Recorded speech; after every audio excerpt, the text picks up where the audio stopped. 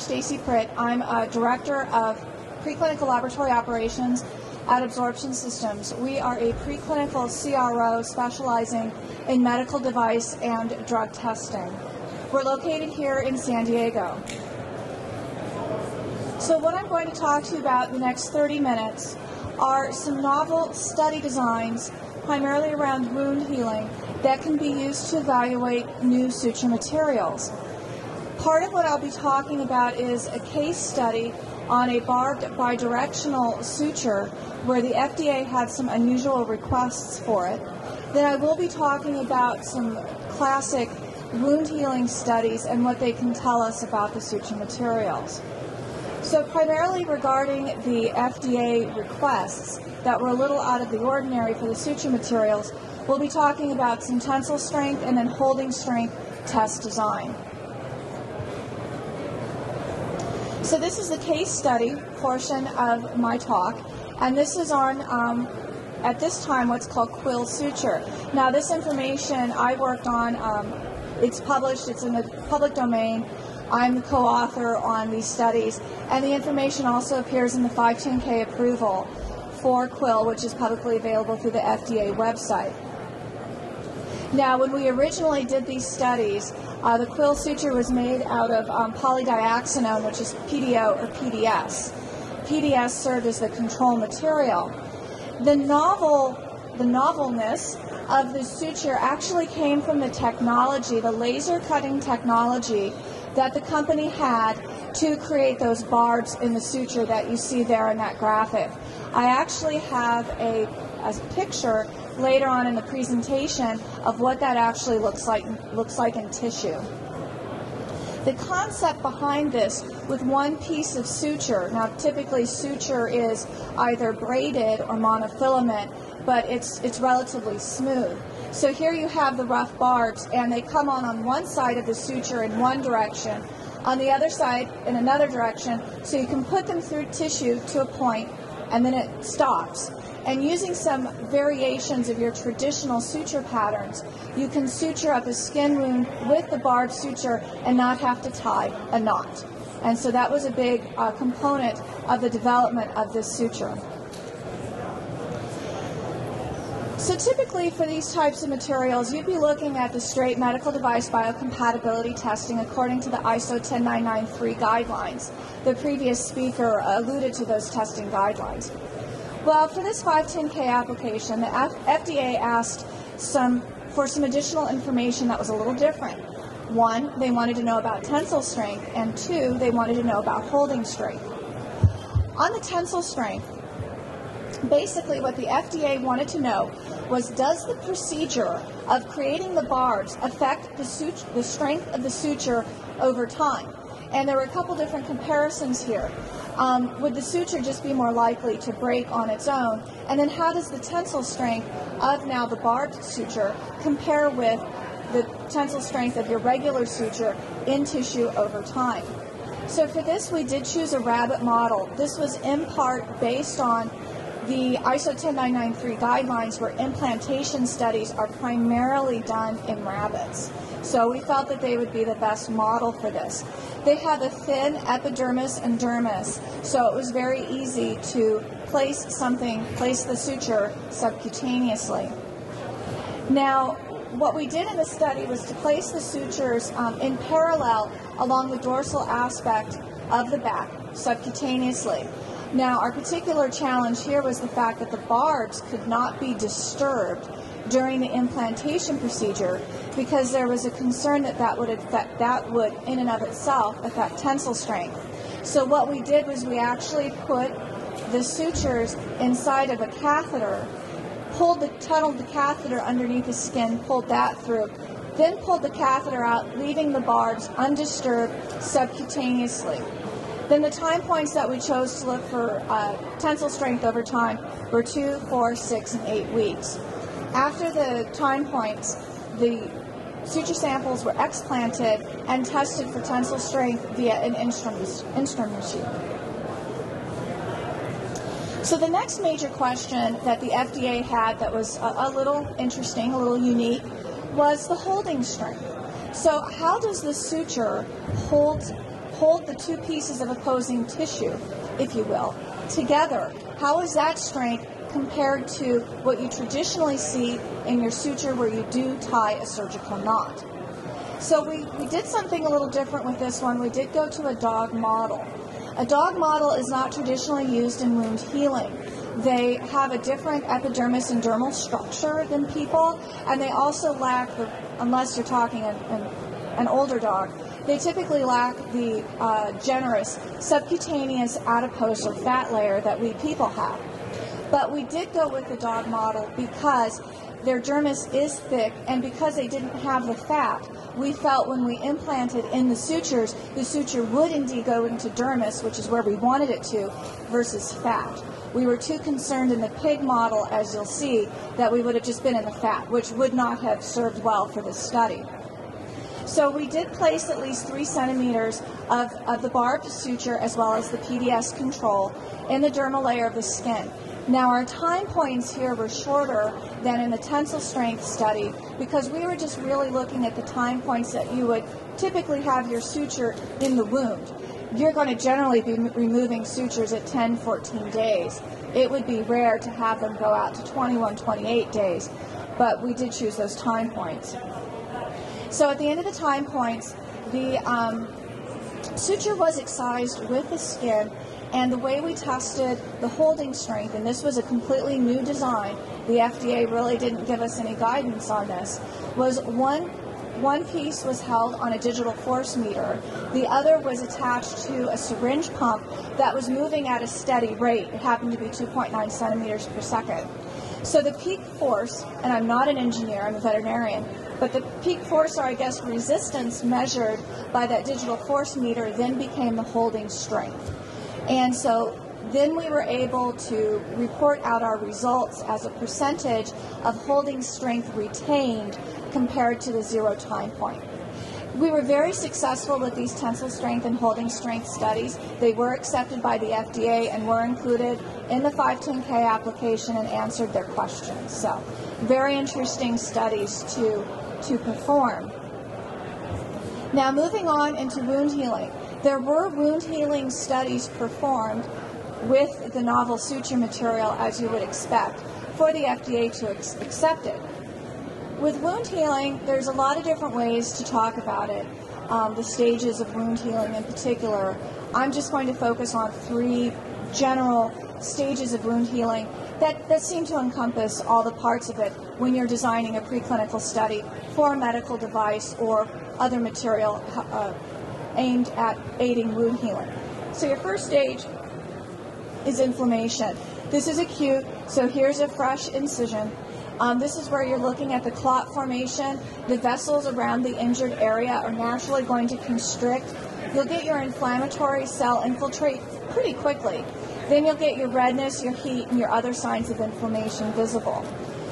Now, you might only see the signs of inflammation on the outside of the injury or the wound for just a few days. But there is inflammation present in that area for several days, as we'll see in some of the pictures that I have later on. But generally, this stage just lasts for a few days. Oh, that graphic didn't show up. That's okay. The next stage is proliferation, and this is where you get, in people, granulation and reepithelialization. Now, we'll talk about the reepithelialization and granulation as a key component of choosing your model for wound healing here in a second. But that's what happens in the proliferation phase. You get new vessel growth across the wound or the injury area, and this is happening within the first couple weeks. Then you move into your maturation and remodeling phase. Depending on the type of wound, location, or injury, this can actually last for a couple of years. Generally, in the wound healing studies I've been involved with, haven't really looked at long-term maturation and remodeling, although those types of studies do exist. But here you're looking at scar formation, new collagen formation. So when you look at animal models for wound healing, the most accepted model is that of the pig. And in fact, it does appear in the most recent FDA guidelines for wound healing products. That was produced in July of 2006. It was updated from a guideline, I think that was done in 2001 or 2002. There are multiple publications out there, including those FDA guidances, about the use of the pig as the preferred animal model. And the clients that I've worked with that have needed preclinical wound healing studies, the FDA is telling them to also use the pig. The pig is the most similar to people when it comes to the skin for a variety of reasons. One of the main reasons is its sparseness of hair. That's very similar to people, and also helps in the evaluation of the wounds, as we'll see in a second. The pig wounds, as do some of the more larger animals, heal by reepithelialization and granulation. When you're talking a rodent model, which a lot of people kind of want to get to at the beginning, those wounds heal more by contraction, which is not necessarily the way people heal. Pigs have the generous fat layer or adipose layer subcutaneously, similar to us. They have epidermal and dermal thicknesses that are similar to people. They have similar collagen to people, and they have similar blood vessel size and orientation in the skin as to people. Now, a lot of companies typically do rodent work first. That's a great first start. Again, rats and mice in particular tend to heal more by wound contraction, which is not necessarily a great model for people, but it can get you started. Of the small mammals I listed there, rabbit, guinea pig, rat, and mouse, the guinea pig probably has the most similar skin structure to people, but again, they've got a lot of fur. There are some rabbit models that are particularly good for necrotic wounds, if you're looking at those. But when you're really looking at your product, whether it be device or drug to be approved, the FDA is going to expect some data in pigs. So what we did in taking wound healing a bit further was we also wanted to evaluate the dog as a model because we had previously used the dog in those suture studies. The dog is generally not thought of as a model for wound healing because of the dense body fur, and they do have a thicker epidermis than rodents and rabbits. And unlike the pig, which mostly heals through granulation reepithelialization, dogs will have a combination of wound contraction and reepithelialization, making them a little interesting on that. But what we decided to do in a couple very short studies was to evaluate the barbed bidirectional suture for wound healing, but more on a clinical basis. Could this be used in the veterinary market? Could this be used on preclinical research animals? And so instead of just creating a wound to evaluate, the suture itself, we had existing wounds being used on unrelated vascular medical device studies, and then we were just closing the skin with the bidirectional barbed suture to evaluate it. And so this is an example of one of the skin wounds in a pig that we evaluated. That suture line that you see on the bottom of the picture was actually a different suture pattern. What I have there is of the bidirectional barbed suture. And we used 2.0 PDS as our comparative suture.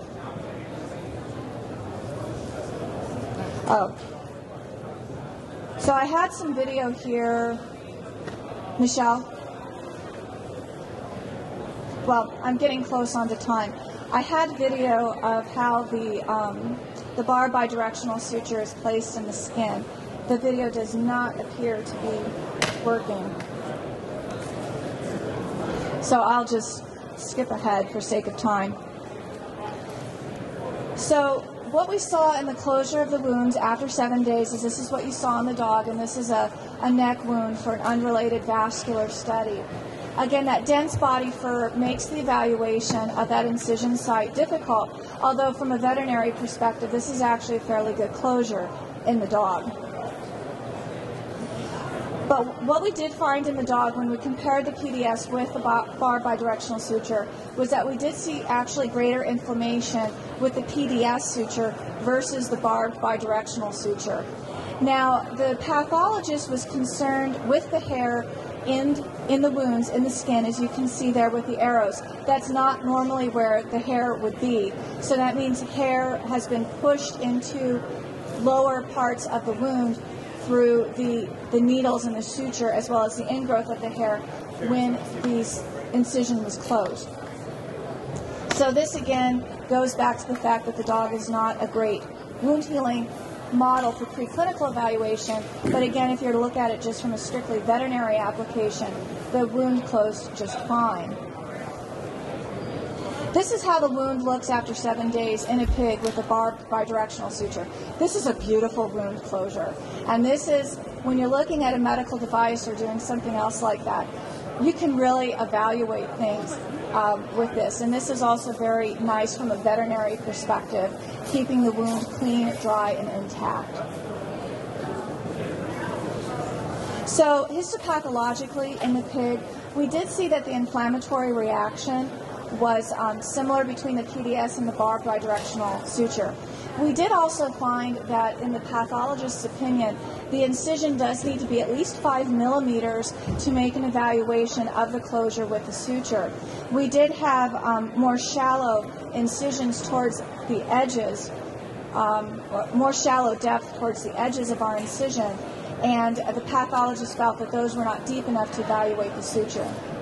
And I apologize for not having a laser pointer, but this is actually a picture of the barbed suture in the skin with the barb that you can see here. And those are inflammatory cells infiltrating the barbed suture.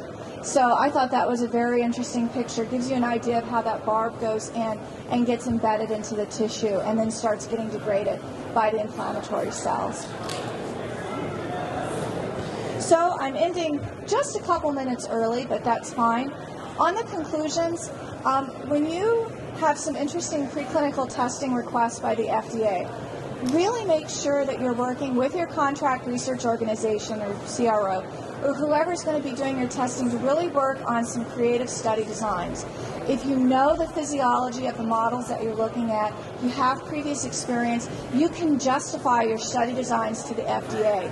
That's exactly what we did with the tensile and holding strength. And that was really a close communication between me and the company. And of course that led to publications, not just the product going onto market. From the limited research that we did, barbed bidirectional sutures will work in a veterinary or preclinical research setting. I think I established that quite well with dogs and pigs. And some additional data to show that the dog does continue to be a lackluster model for wound healing studies.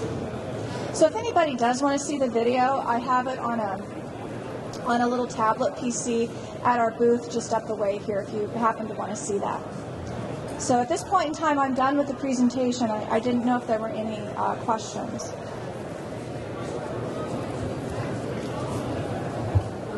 So with that, thank you very much, and I'll be here for another hour and a half probably, if you have any other questions.